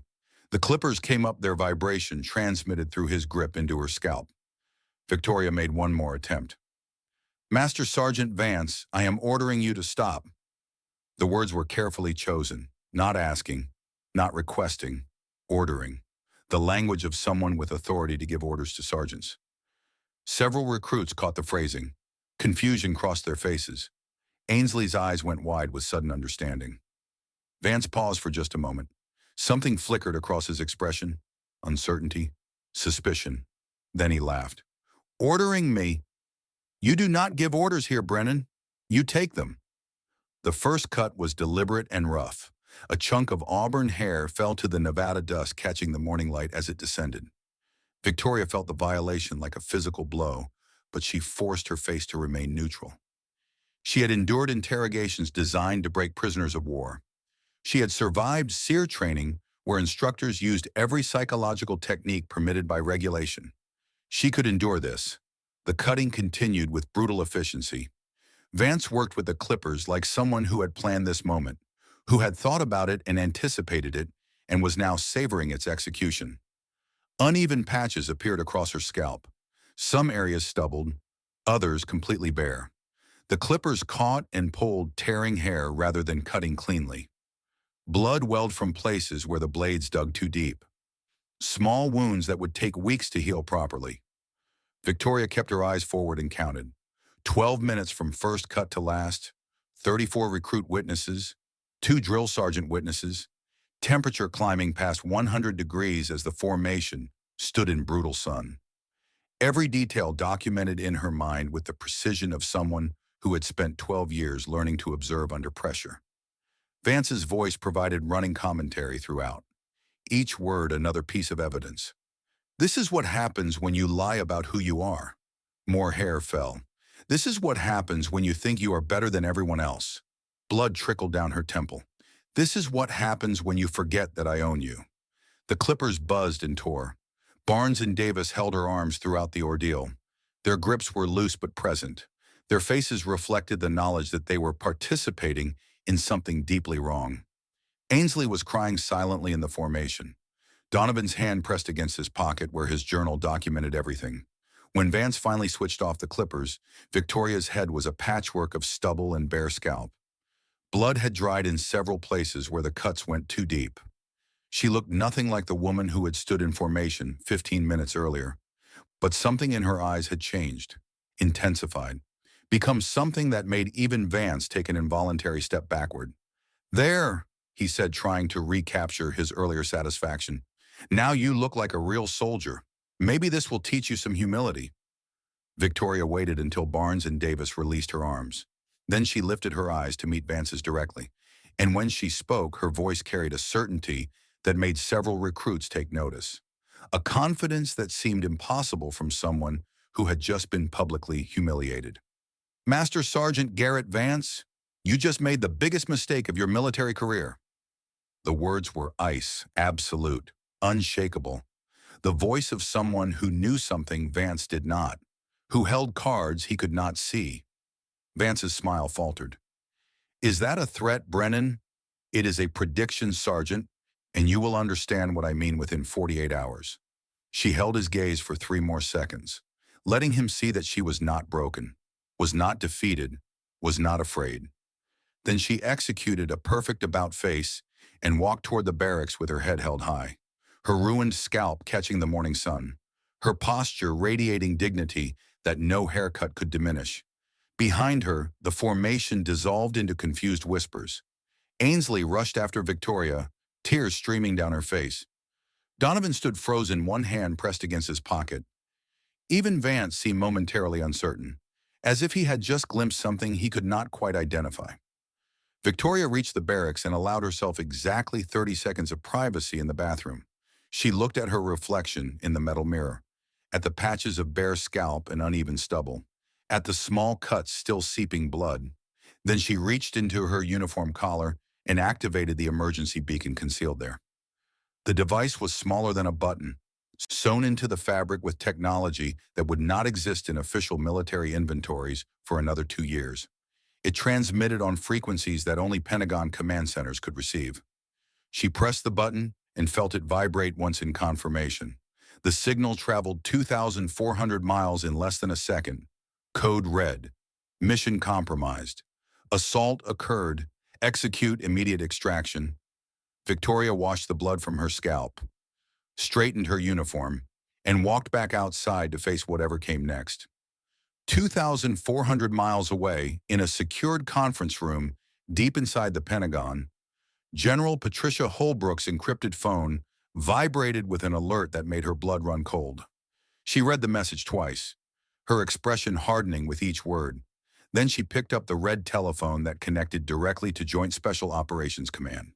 "This is General Holbrook, authorization code Tango Sierra 479er. I need immediate air transport to Camp Riverside, Nevada. Full military authority package." She paused. "And someone wake up the Secretary of Defense. We are about to make a lot of noise." The next 48 hours passed in a strange state of suspended tension. Victoria continued her normal routine, attending training, performing duties, acting as if nothing had changed. But everything had changed. The emergency beacon meant extraction protocols were in motion, meant that justice was coming with the full weight of federal authority behind it. Vance seemed to sense that something was wrong. His behavior shifted from triumphant to nervous, his pale eyes constantly scanning for threats he could not identify. He assigned Victoria to normal duties, but watched her constantly, as if expecting her to crack or run or do something that would confirm his suspicions. Saturday brought visible changes to Camp Riverside. 3 black SUVs with government plates appeared in the command parking area. Men in suits who did not identify themselves walked through administrative buildings, collecting documents. Captain Walsh, who had been conspicuously absent during most of Vance's harassment campaign, suddenly materialized on the training grounds. His face was pale, his movements agitated. Master Sergeant Cole moved through his duties with the rigid precision of someone operating under intense scrutiny. Military police presence increased throughout the base. Radio traffic patterns changed in ways that anyone with intelligence training would recognize. Preparation for a major operation. Victoria watched it all unfold with quiet satisfaction. The machine was in motion now, massive and inexorable, grinding toward a conclusion that Vance could not prevent or escape. Sunday evening, Ted Gallagher found her in the equipment room during what appeared to be a routine supply check.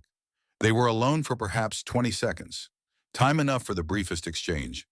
"It is happening," Ted said quietly. His weathered hands sorted equipment with practiced efficiency, maintaining appearances. "General Holbrook arrives tomorrow morning with full command authority. She is bringing JAG, Inspector General, Criminal Investigation Division." He paused. Enough brass to make colonels nervous. "Good." Victoria kept her voice low. "How is Vance handling it?" "Like a man who knows the walls are closing in, but cannot figure out how to escape. He spent 3 hours yesterday trying to access your personnel file through official channels. Got stonewalled at every level." Ted's smile was grim. "Called in favors, made threats, pulled rank. Nothing worked. Man is starting to realize he picked the wrong target." "What about Lindsay Hartwell?" "Still searching, but my contacts confirmed she is willing to testify if she can be guaranteed protection. The evidence you gathered combined with her statement will be more than enough." Victoria felt relief wash through her. The case was solid. The evidence was overwhelming. Everything she had endured for 5 weeks was about to pay off. "Tomorrow changes everything," Ted said. "You ready for that, Colonel?" Victoria thought about her grandfather at Heartbreak Ridge, about the choice he had made to stand and fight instead of retreating, about 40 minutes holding a position against 500 enemy soldiers so his platoon could escape. He had known the cost, paid it anyway. because some things mattered more than survival. "I have been ready since the day I arrived," Victoria said. "Vance is about to learn that patience is a weapon too." Monday morning broke clear and hot. The Nevada sun climbed into a sky so blue it hurt to look at directly. The entire base seemed to hold its breath, waiting for something that everyone could sense, but nobody could name. The sound started at precisely 800 hours. Rotor blades cutting through desert air. The distinctive rhythm of military helicopters approaching from the south. Victoria stood in formation with the other recruits, her ruined scalp covered by a patrol cap, her posture perfect despite the lingering aches from 5 weeks of systematic abuse. 3 Blackhawks descended toward Camp Riverside's landing pad. The helicopters settled into precise formation. Their rotor wash created dust clouds that obscured the landing zone for several seconds. When the dust cleared, the doors opened. General Patricia Holbrook stepped onto the tarmac first, 2 stars gleaming on her uniform collar. Silver hair pulled back in a regulation bun. Her bearing radiated authority that made even the most hardened drill sergeant stand straighter. Behind her came a procession of senior officers. Colonel Stevens from the Judge Advocate General's Corps, Brigadier General Matthews from Personnel Command, Major Elizabeth Park from the Inspector General's Office. Military police in full-dress uniform formed ceremonial ranks. Criminal Investigation Division agents carried equipment cases that suggested serious evidence collection was about to occur. The entire operation moved with practiced efficiency, planned down to the minute. Vance stood at the head of the recruit formation, his face carefully neutral, but Victoria could see the tension in his shoulders, the slight tremor in his hands. He knew what this meant. Maybe not the specifics, but the implications were clear enough. This level of command attention did not appear for routine inspections. General Holbrook surveyed the training ground with eyes that had seen combat in 3 different theaters. Eyes that had commanded intelligence operations most people would never know existed. When she spoke, her voice carried absolute authority across the assembled formation. "Recruits and staff of Camp Riverside, I am General Patricia Holbrook, Deputy Chief of Staff for Intelligence.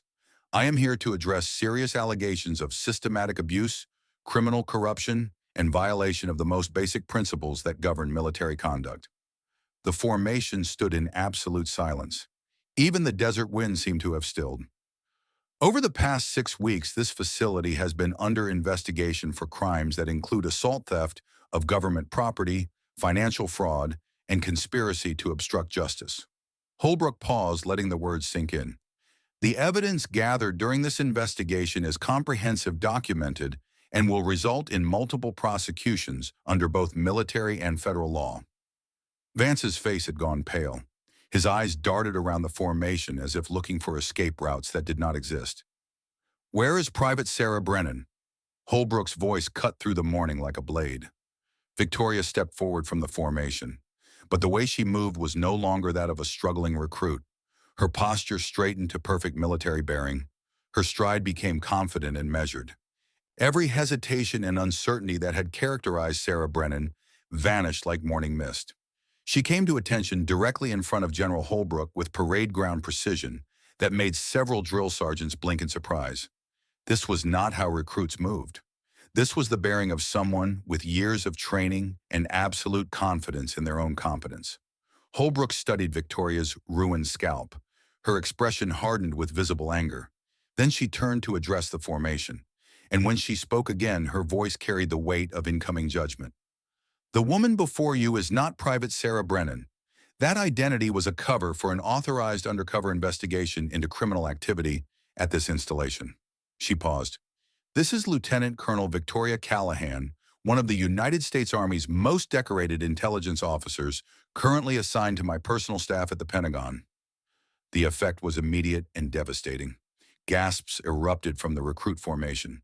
Ainsley's hand flew to her mouth. Donovan took an involuntary step backward. Barnes and Davis, who had held Victoria's arms during the forced haircut, went deathly pale as they understood the magnitude of what they had participated in.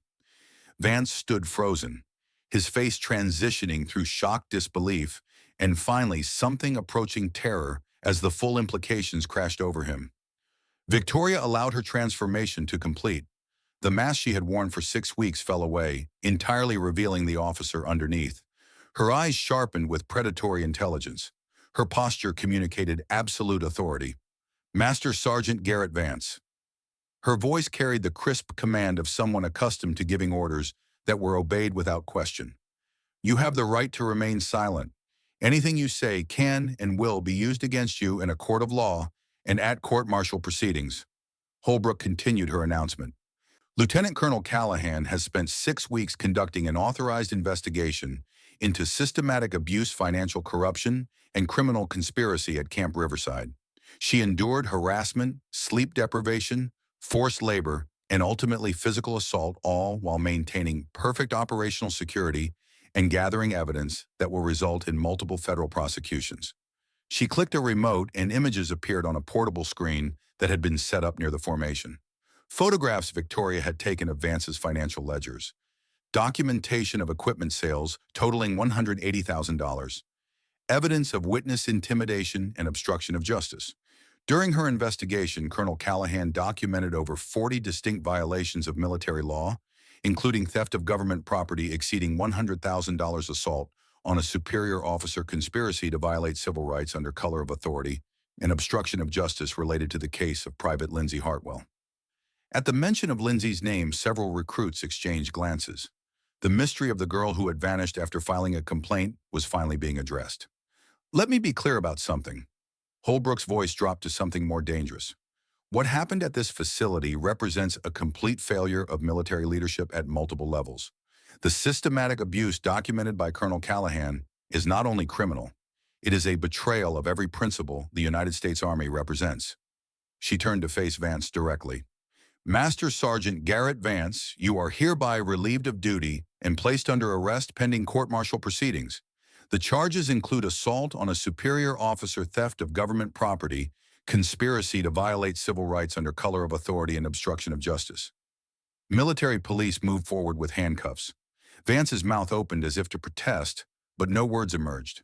He looked at Victoria, really looked at her for the first time, and saw not the broken recruit he had been tormenting, but the colonel who had been documenting his every crime with professional precision. You, he managed finally, you were never really... No. Victoria's voice was quiet but carried clearly across the silent formation. I was never really Private Brennan. I am Lieutenant Colonel Victoria Callahan, Military Intelligence Corps. 12 years of service, 3 combat deployments, specialty in undercover operations. She stepped closer to him. Everything you did to me over the past 6 weeks has been documented. Dates, times, witnesses, photographic evidence. You targeted what you thought was a vulnerable recruit. You actually targeted a federal officer conducting an authorized investigation. The handcuffs clicked into place around Vance's wrists. The sound echoed across the parade ground like a period at the end of a very long sentence. He was led toward a waiting vehicle, his career ending with each step, his freedom measured in the hours before formal charges were filed. But Holbrook was not finished. Captain Richard Walsh, you are also relieved of duty and placed under arrest for negligent leadership and conspiracy to commit theft. Walsh's face went gray. Master Sergeant Cole, you face charges of enabling abuse and financial crimes. Additional arrests followed. Officers and NCOs who had looked the other way or actively participated in the scheme. The entire command structure of Camp Riverside was being dismantled in real time. Each arrest was another piece of evidence that the Army took care of its own by removing those who betrayed its values. Victoria stood at attention while the arrest proceeded, her ruined scalp a visible reminder of what she had endured to reach this moment. Several recruits were openly crying. Ainsley looked like she could not decide whether to salute or embrace her. When the immediate arrests were complete, Holbrook turned her attention to the recruits who had been caught in the middle of Vance's abuse. For those of you who were forced to participate in Colonel Callahan's harassment under threat of punishment, let me be clear. You are not being charged. Master Sergeant Vance exploited your respect for authority and your fear of retaliation. That manipulation was his crime, not yours. She gestured toward Victoria. But I want you all to learn something from what you have witnessed here. This officer endured 6 weeks of systematic abuse without complaint. She was targeted, harassed, deprived of sleep, forced into extended physical labor, and ultimately physically assaulted. And through it all, she maintained her mission focus and documented everything with professional precision. Holbrook's voice carried across the formation like a benediction. That is what real soldiers do. They endure hardship not because they enjoy suffering, but because the mission is more important than personal comfort. She paused. Colonel Callahan, I believe you have something to say to these recruits. Victoria stepped forward to address the formation. Looking at their young faces, seeing the confusion and respect and guilt written there, she chose her words carefully. My grandfather was Lieutenant Thomas Callahan. He died at Heartbreak Ridge in Korea, holding a defensive position so his platoon could evacuate. I grew up hearing stories about his sacrifice, about how he chose duty over survival. She paused, touching the bare patches on her scalp. I joined the Army to honor his legacy, to serve with the same commitment he showed. What Master Sergeant Vance did here was not discipline. It was not training. It was cruelty disguised as military authority. Her voice strengthened. And the reason I endured it, the reason I let it continue when I could have stopped it at any time, was to ensure that future recruits would not have to suffer the same abuse. Several recruits were nodding, understanding beginning to dawn. To Private Whitmore, who shared her rations when I was being denied meals. To Private Prescott, who documented violations in his journal at personal risk. To every one of you who showed kindness or moral courage during these weeks. Thank you. Victoria's voice carried across the formation with quiet intensity. You proved that good people can resist corruption even when the system fails them. She looked directly at Ainsley, who was still crying. You asked me who I really was. Now you know. I am an officer who believes that some fights are worth enduring temporary defeat to win permanent victory. I am someone who learned from my grandfather that sacrifice in service of others is the highest form of courage. Her voice hardened. And I am someone who will spend the rest of my career making sure that what happened at Camp Riverside never happens again. The formation stood in silence as her words settled over them. Then from somewhere in the back rank, someone started clapping. Others joined, until the entire formation was applauding, the sound echoing across the Nevada desert, a recognition of sacrifice and mission completion that transcended military protocol. Holbrook let it continue for several seconds before calling the formation back to attention. As of this moment, Camp Riverside is under new command. Training will resume under proper supervision with proper oversight. The abuses that occurred here are finished. The system that allowed them to flourish is being reformed, and the people responsible are facing justice. She pulled up one final image on the screen. Lindsay Hartwell's personnel photograph, a young woman smiling in her dress uniform. Private Hartwell is alive and safe in protective custody. She will testify at the upcoming courts-martial. Her courage in filing the original complaint helped trigger this investigation.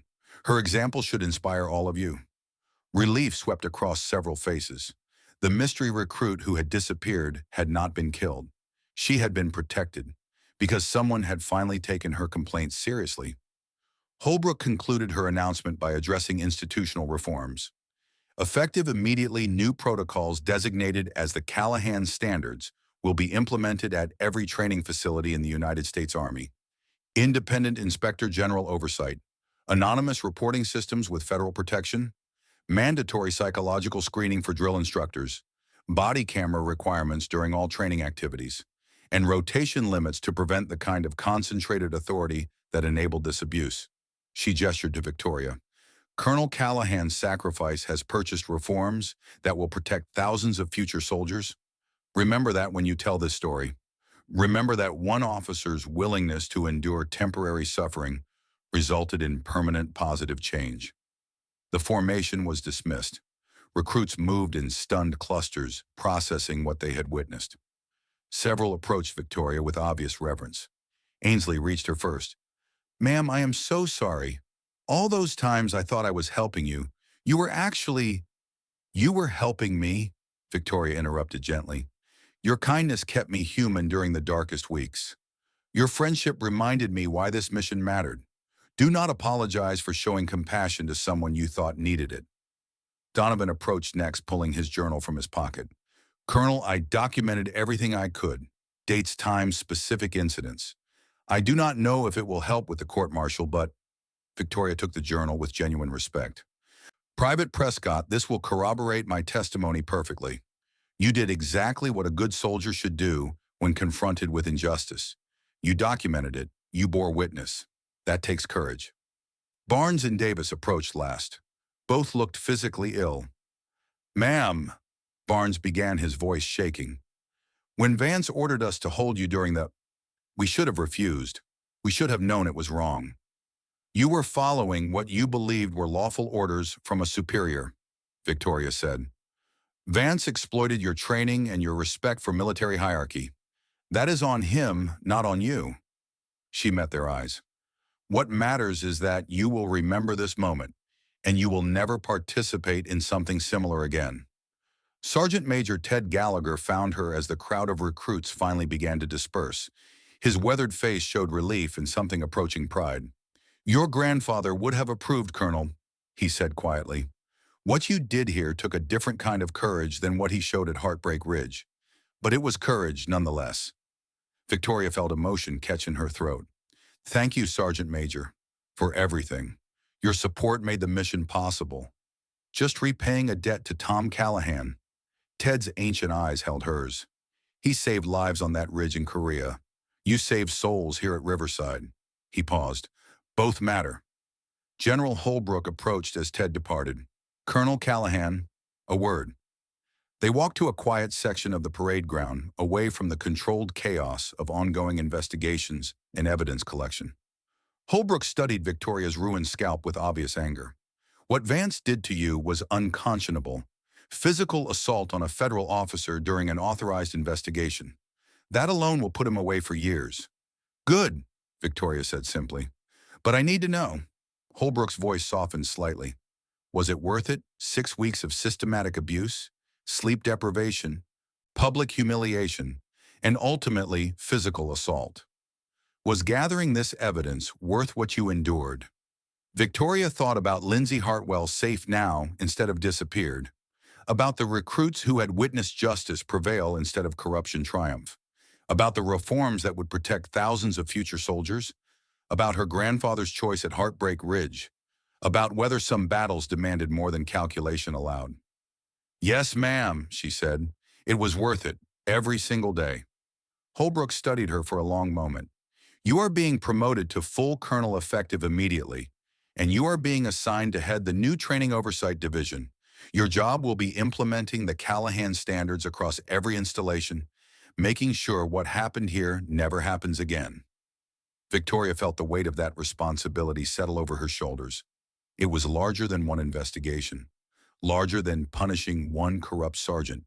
It was about transforming an entire system, about ensuring that her sacrifice produced lasting change. I accept, ma'am. Good, Holbrook nodded. Because this fight is not over. Vance was one symptom of a larger disease. We have got work to do, Colonel. A lot of work. They stood together in the Nevada heat, two officers who understood that real leadership sometimes required enduring the unendurable. That justice demanded patience and sacrifice.